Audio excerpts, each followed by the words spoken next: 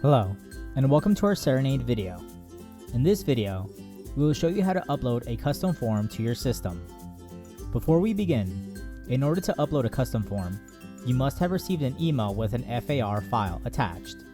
This FAR file is the custom form we will upload to the system. If you do not have an FAR file, you may request professional services from our sales department to receive more information. Also, be sure you have access to the admin tools, as this is the area where we can upload the custom forms. Let us continue. We will first want to download the FAR file from the email to your desktop.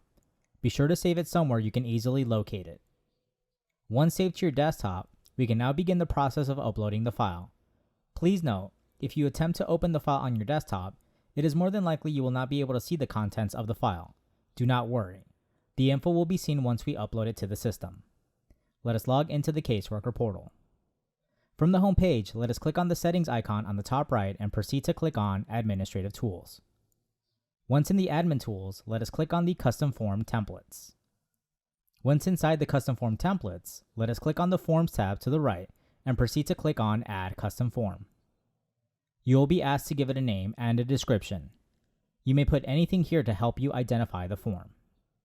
Next, you will check it as enabled, meaning it's enabled in the system to use. Lastly, you will see an option to upload it onto Case Profiles and in the Blank Forms section. To upload it to the Case Profiles, click on Choose File right under it.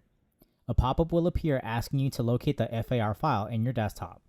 Once located, select it. If you wish to add the form in the Blank Forms section, you will repeat clicking Choose File, locating the FAR file, and selecting it. Once you have the name, description, checked it as enabled, and have it uploaded to its respective areas, you will click on Save.